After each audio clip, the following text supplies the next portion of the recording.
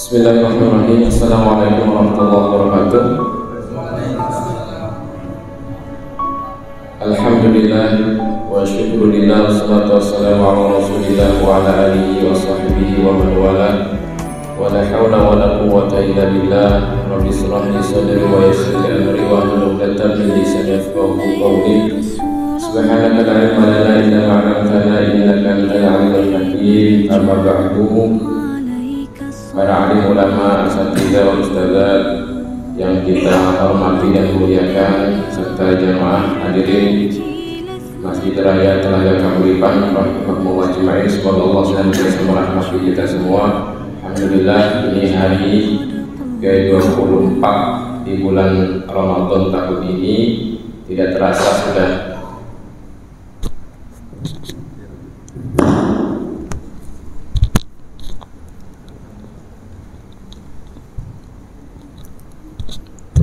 hari ke-24 Ramadan,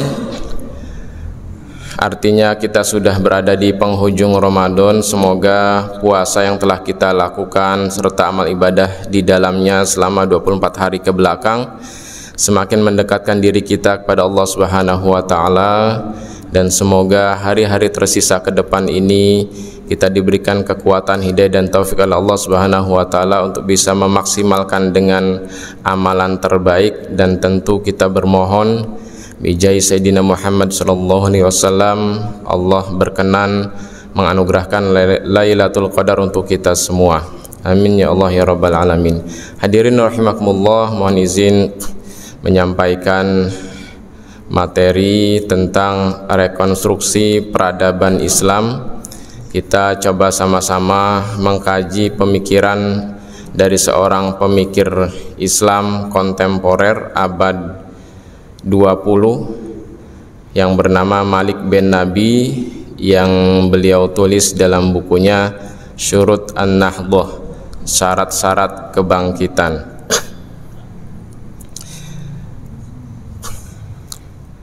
Sekilas kita mengenal Malik bin Nabi, Syekh Yusuf Al-Qaradawi dan juga para ulama serta tokoh lainnya dalam Islam menilai Malik bin Nabi ini salah satu pemikir penting Islam abad 20 yang memberikan kontribusi terhadap perubahan paradigma umat Islam pada masa itu. Kita tahu pada dimulai abad 18 ya, ketika Utsmani sudah mulai menurun hegemoninya dalam mengimbangi peradaban barat yang mulai naik pasca Renaissance, dunia Islam semakin mengalami kemunduran dan puncaknya di abad 19 dan 20. Jadi Malik bin Nabi sebagaimana juga pemikir Islam kontemporer lainnya yang sudah pernah kita bahas sebelumnya, ada Al-Afghani, ada kemarin yang terakhir itu Al-Maududi, Abul Al Al-Maududi, itu hidup pada masa atau realitas dunia Islam sedang terpuruk dalam cengkraman penjajahan kolonial barat. Beliau lahir di Konstantin, kota Konstantin di Aljazair, jadi orang Aljazair.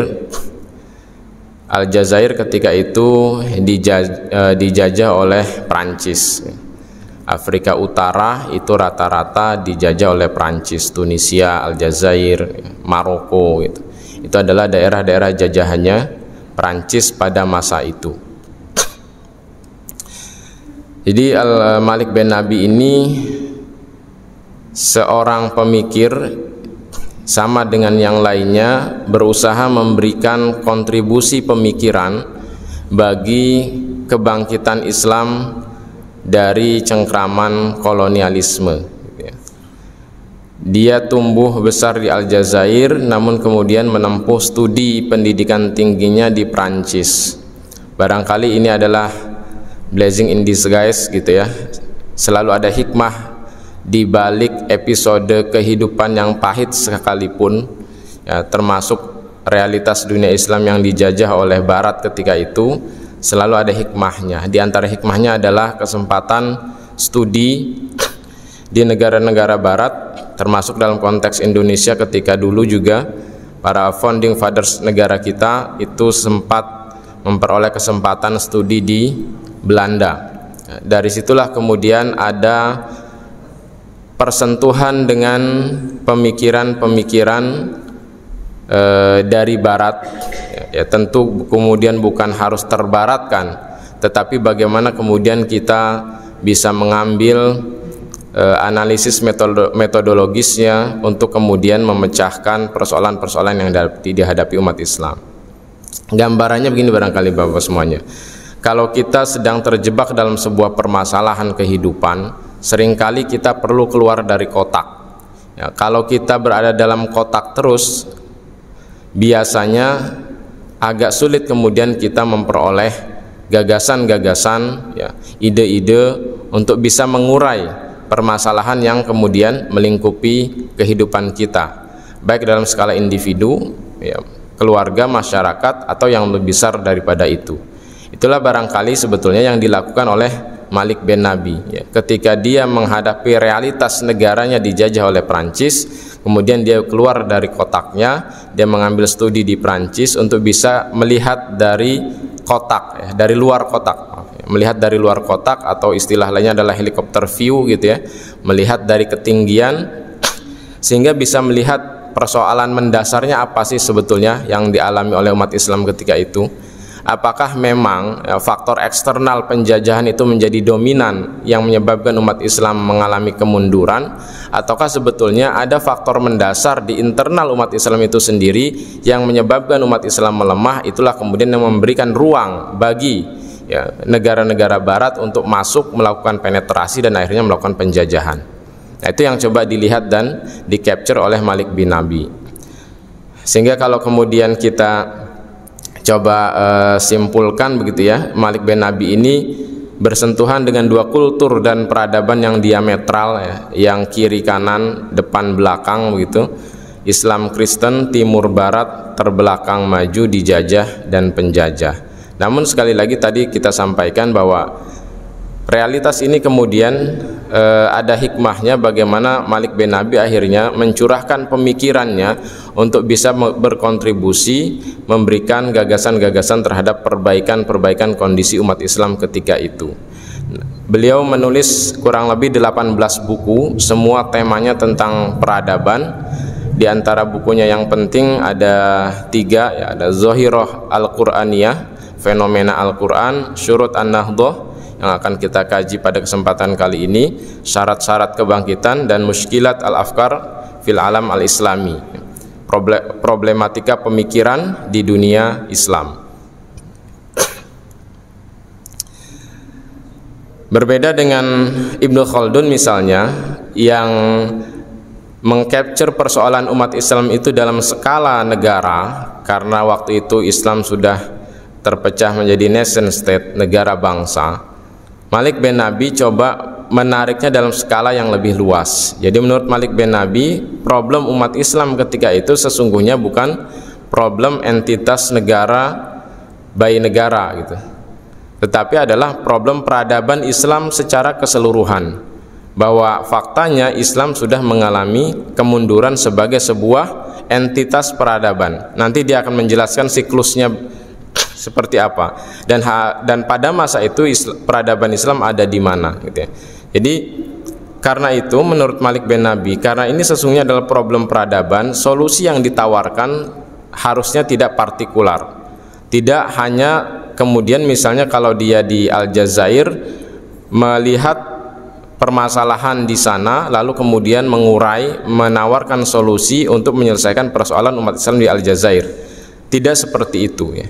Karena kalau dalam konteks peradaban itu kemudian ada saling titik yang kemudian dihubungkan menjadi sebuah garis membentuk kurva. Nanti kita akan lihat kurvanya seperti apa. Karena itulah menurut Malik, persoalan umat Islam ketika itu perlu dilihat dalam skala peradaban yang kemudian solusinya apa. Walaupun kemudian dalam action plan-nya adalah bisa dilakukan dalam tataran atau skala nation state, ya, negara bangsa umat Islam ketika itu, tapi sesungguhnya harus menghubungkan antara titik-titik itu menjadi sebuah garis yang menaikkan kembali kurva peradaban Islam. Nah, inilah yang menjadi concern Malik bin Nabi. Jadi tidak hanya melihat secara partikular di negaranya, tapi dia berusaha mengcapture peradaban Islam secara keseluruhan di dunia ketika dia hidup pada masanya. Nah, ini model peradaban yang kemudian ditawarkan oleh Malik bin Nabi ya, untuk kemudian membangkitkan kembali peradaban Islam secara keseluruhan. Jadi menurut Malik bin Nabi, unsur peradaban itu bisa dibagi secara umum menjadi dua kategori atau dua bagian. Yang pertama adalah unsur material, itu yang ada 4 kotak itu adalah unsur material ya, al-hadharah, peradaban. Dia memiliki unsur material al-insan, manusia, otomatis harus ada manusianya. Kalau tidak ada manusia, siapa yang kemudian menjadi aktornya? Kemudian ada at-turab, tanah, maksudnya tanah air, negeri, tempat manusia itu tinggal, membangun atau menginisiasi untuk kemudian membangun peradaban. Yang ketiga adalah al-waqt, waktu. Ada dimensi waktu yang dibutuhkan untuk membangkitkan kembali peradaban Islam. Ini adalah dimensi material, unsur material dari sebuah peradaban. Menurut Malik bin Nabi, itu tidak akan memberikan impact apapun, dampak apapun terhadap perubahan kalau tidak ada unsur imaterinya ya, atau unsur spiritualnya ya. Kalau yang di kotak itu unsur material, yang di kotak sebelah kiri yang sendiri itu adalah unsur spiritual. Jadi semacam katalisator. Kata Malik, apa yang menjadi katalisator yang kemudian menggerakkan unsur material, terutama manusianya, yang kemudian bisa melakukan sebuah perubahan. Inilah yang disebut dengan al-fikrah al-diniyah, pemikiran keagamaan. Menurut Malik bin Nabi, ya, hasil dari analisis yang dia lakukan dengan keluar dari kotak, mengambil studi di Prancis itu, persoalan mendasar umat Islam ketika itu justru pada al-fikrah al-diniyahnya, bukan semata penetrasi dan agresi bangsa Barat. Karena meskipun faktor eksternal menjadi ancaman, kalau kemudian umat Islam ketika itu tidak ada persoalan dengan al-fikrah ad-diniyahnya, maka mereka akan mampu menghadapi tantangan yang datang dari eksternal. Nanti Malik akan menjelaskan bagaimana contohnya persoalan mendasar itu justru di al-fikrah ad-diniyahnya. Inilah menurut Malik yang menjadi persoalan mendasar. Inilah yang kemudian tidak menghasilkan perubahan bagi dunia Islam. Nah, Malik kemudian mengutip landasan teologisnya dalam surat Ar-Ra'd ayat 11. Ini ayat populer yang sama-sama kita hafal barangkali ya. Innallaha la yughayyiru ma biqaumin hatta yughayyiru ma bi anfusihim. Nah, menurut Malik ayat ini adalah ayat tentang perubahan sosial.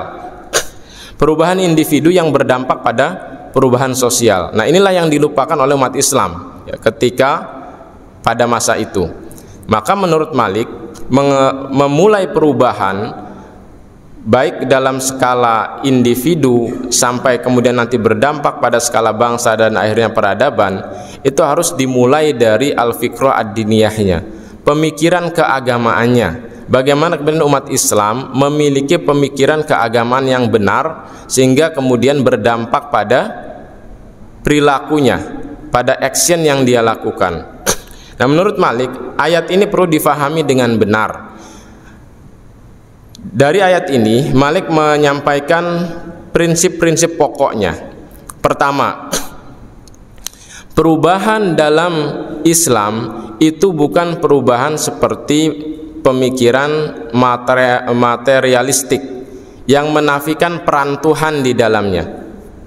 Orang-orang sekuler kan, Barat misalnya ketika Renaissance, karena memang punya pengalaman pahit dengan gereja, ya institusi gereja, maka kemudian mereka melepaskan diri dari pengaruh agama, sehingga Renaissance yang digagas oleh Barat adalah perspektifnya atau pemikirannya sekuler, yang melepaskan diri dari konsep keagamaan mereka.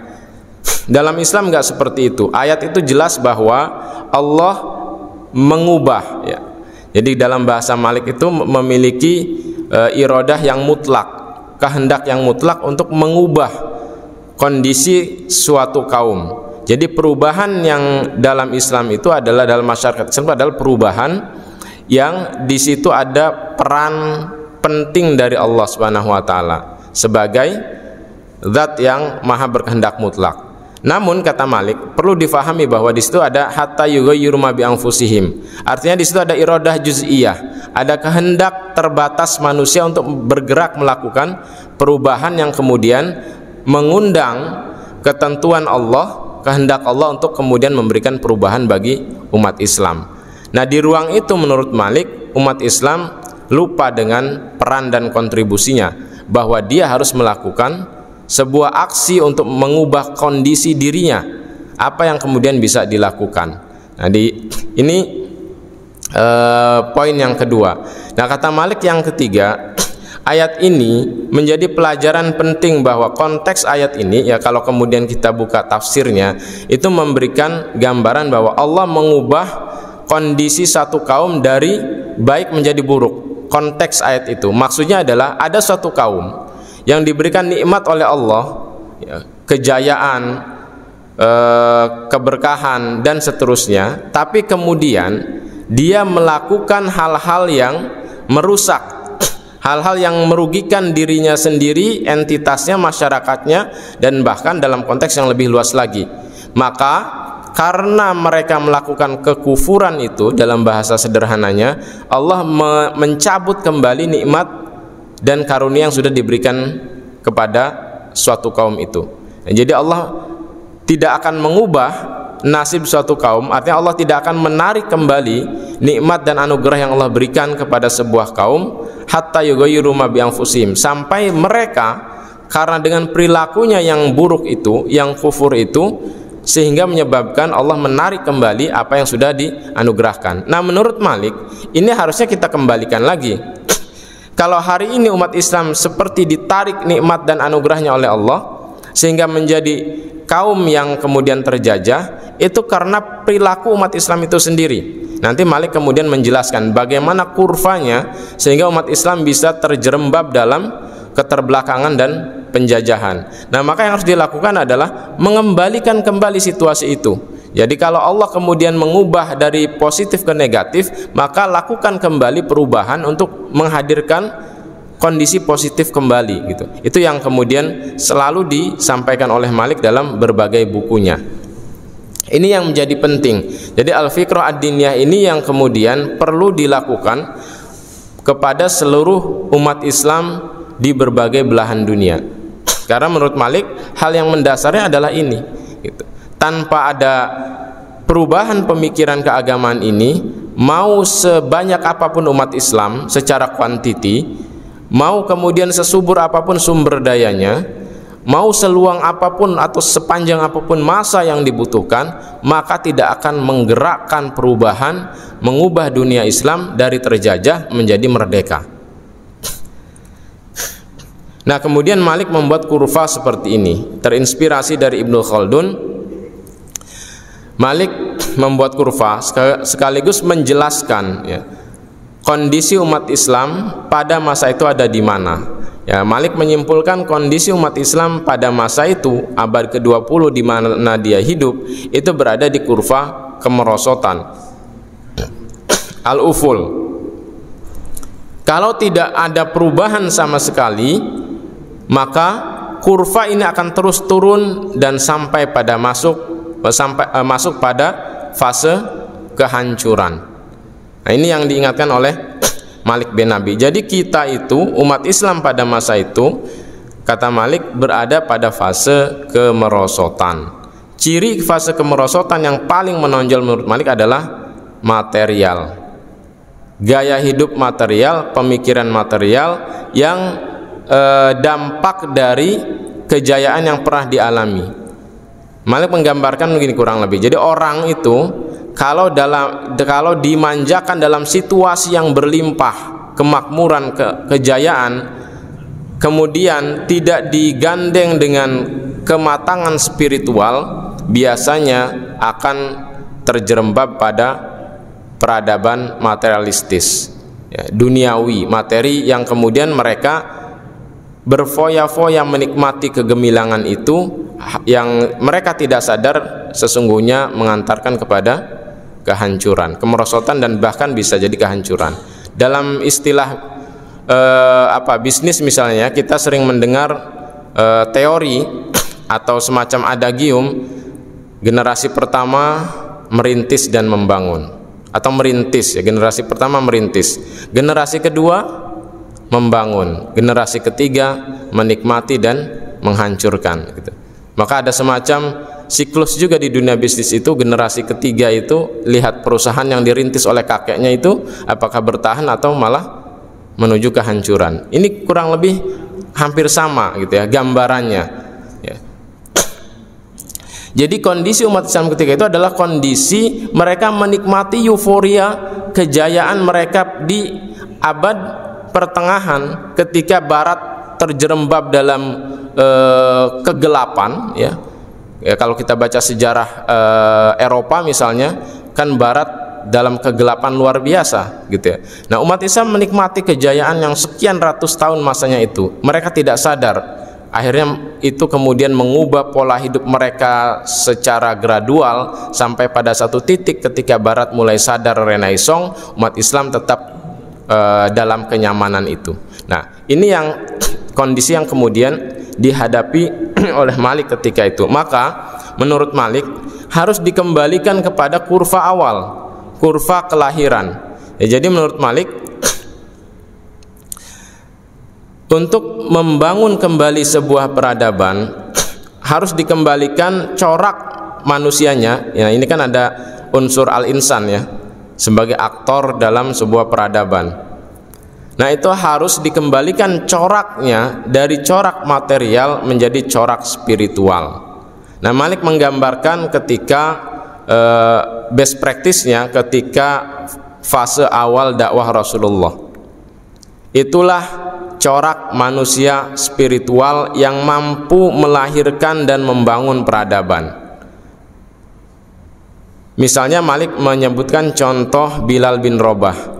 Bagaimana seorang Bilal bin Rabah, ya, dengan kekuatan akidahnya, dengan kekuatan spiritualnya, mampu kemudian bertahan di tengah siksaan yang luar biasa.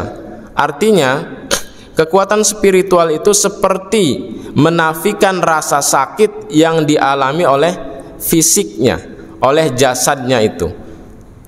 Artinya kesulitan hidup, kemerosotan yang sedang terjadi itu akan bisa dipulihkan kembali kalau kemudian kita bisa mengubah karakter corak manusia-manusia yang ada pada masa itu kembali pada corak karakter manusia-manusia spiritual seperti pada masa awal Islam lahir. Orang kalau sudah motivasinya adalah akidah, ya, agama, spiritualitas, gitu ya, Allah dan Rasulnya, maka tidak ada yang dikhawatirkan dari sebuah konsekuensi-konsekuensi perjuangan. Mereka akan totalitas memberikan kontribusi untuk bisa menghadirkan sebuah kejayaan, kebangkitan dan kejayaan bagi peradaban Islam.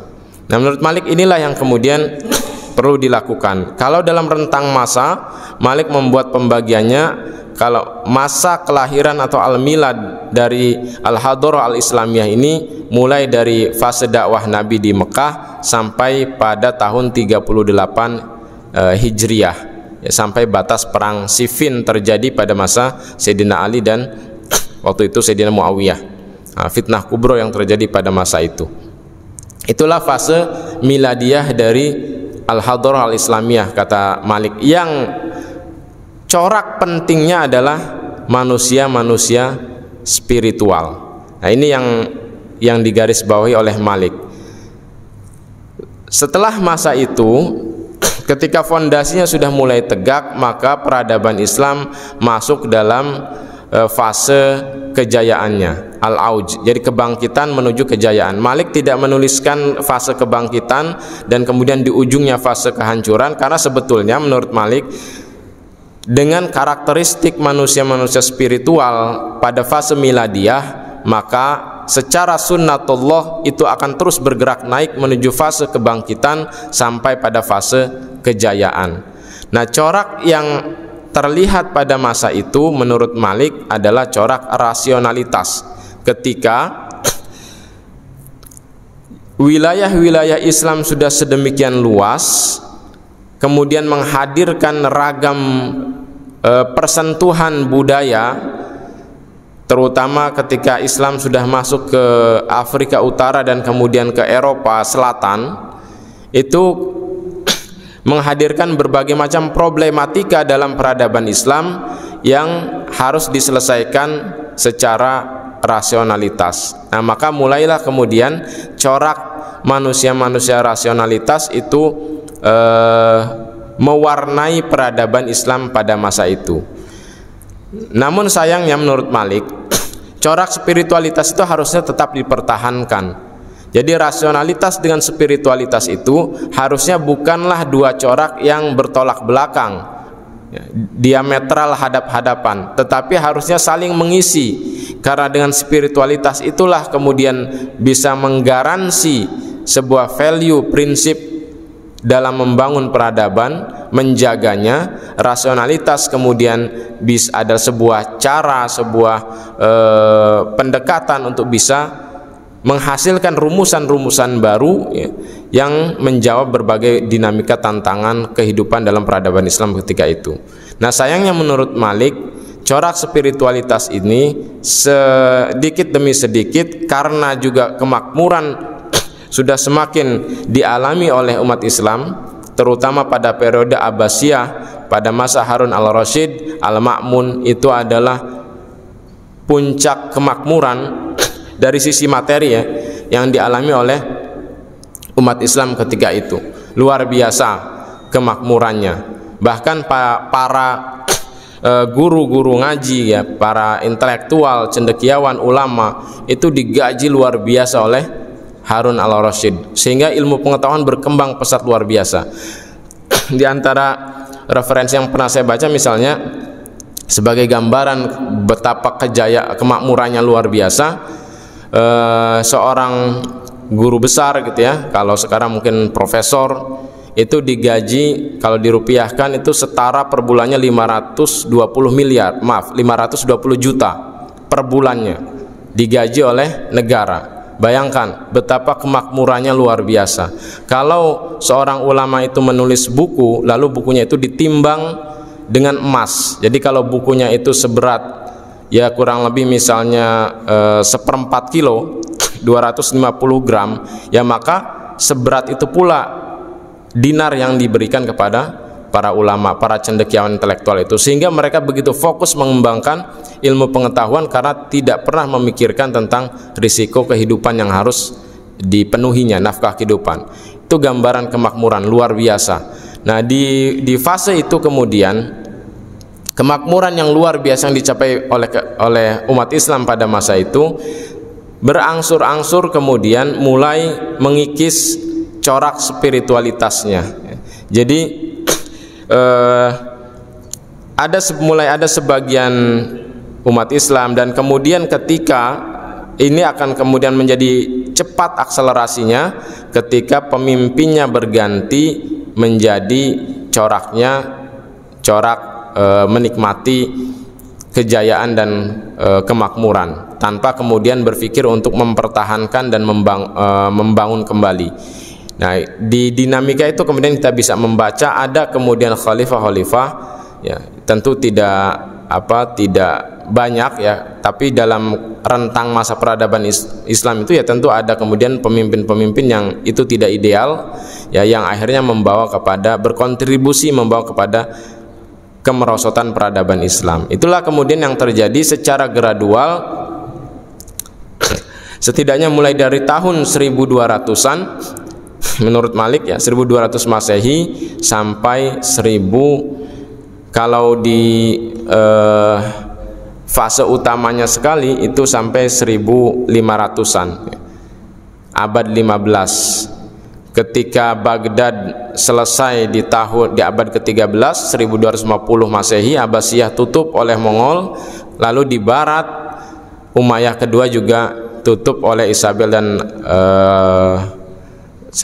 Ferdinand ya, dari Aragon dan Castile pada 1492. Jadi abad 15 itulah semakin terlihat titik kemerosotan, dan puncaknya abad 17 Utsmani juga sudah seperti singa tua ya, singa tua yang sudah tidak punya taji lagi, dan itulah kemudian fase terberat umat Islam. Dari rasionalitas yang mulai kehilangan spiritualitas menjadi semakin kehilangan spiritualitasnya, malah terjebak dalam pemikiran materialistis. Itu juga yang di-capture oleh Dr. Majid Ihsan Kailani dalam buku beliau Hakadha Dhuhara Jilus Salahuddin wa Hakadha Adatul Quds. Beginilah cara membangkitkan generasi Salahuddin, dan beginilah untuk merebut kembali Al-Quds. Jadi menurut Majid Ihsan Kailani, persoalan mendasarnya bukan dari infiltrasi pasukan salib, tapi persoalan mendasarnya ada pada umat Islam itu sendiri yang sudah kehilangan sisi spiritualitasnya, tidak ada semangat jihad, tidak ada semangat untuk membangun, yang ada adalah menikmati keberlimpahan materi yang mereka rasakan, sehingga tinggal menunggu fase menuju kemerosotannya. Sehingga akhirnya salib datang tidak mampu dibendung, penjajah barat datang dengan teknologi yang mulai mereka kembangkan juga tidak bisa dibendung. Orang yang lemah itu kan mereka tidak bisa mempertahankan apapun. Karena itu kemudian juga yang terjadi di Andalusia, mereka umat Islam semakin melemah, akhirnya Ferdinand dan Isabel datang, ya tidak bisa berbuat apa-apa. Nah karena itu menurut Balik bin Nabi, yang perlu dilakukan adalah perubahan pemikiran keagamaan agar kemudian kurva itu naik kembali ya, jadi kurvanya akan naik kembali menuju seperti fase miladiyah, dan akhirnya nanti bergerak menuju fase kejayaan untuk fase yang berikutnya.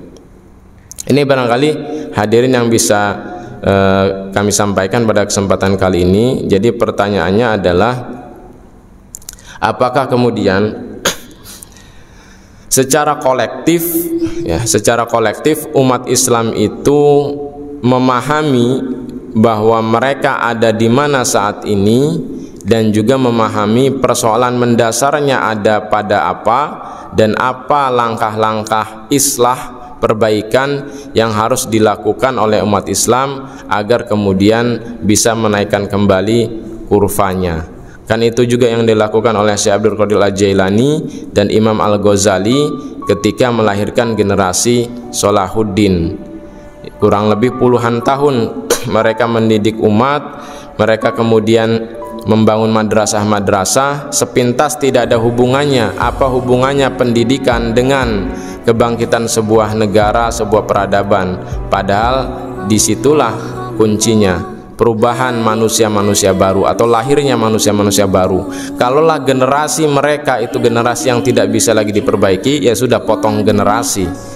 Lahirkan manusia-manusia baru yang bercorak spiritual, yang manusia-manusia baru itulah yang kemudian akan membangkitkan kembali, menaikkan kembali kurva peradaban Islam. Dalam pentas sejarah itulah yang sempat dilakukan oleh dua ulama besar kita yang diteruskan oleh murid-muridnya, sehingga lahirlah generasi Salahuddin Al-Ayyubi yang kemudian setelah itu menurun kembali. Ya, sampai hari ini barangkali inilah tantangan terbesar umat Islam pada saat ini. Bagaimana kemudian secara kolektif bisa membangkitkan kembali melalui pendidikan manusia-manusia baru yang bercorak spiritual atas dasar iman kepada Allah dan Rasulnya. Demikian yang bisa kami sampaikan. Mohon maaf atas salah dan khilafnya. Hadanallahu wa iyyakum ajma'in. Subhanakallahumma bihamdika asyhadu an la ilaha illa anta astaghfiruka wa atubu ilaik. Wal 'afu minkum. Wassalamualaikum warahmatullahi wabarakatuh.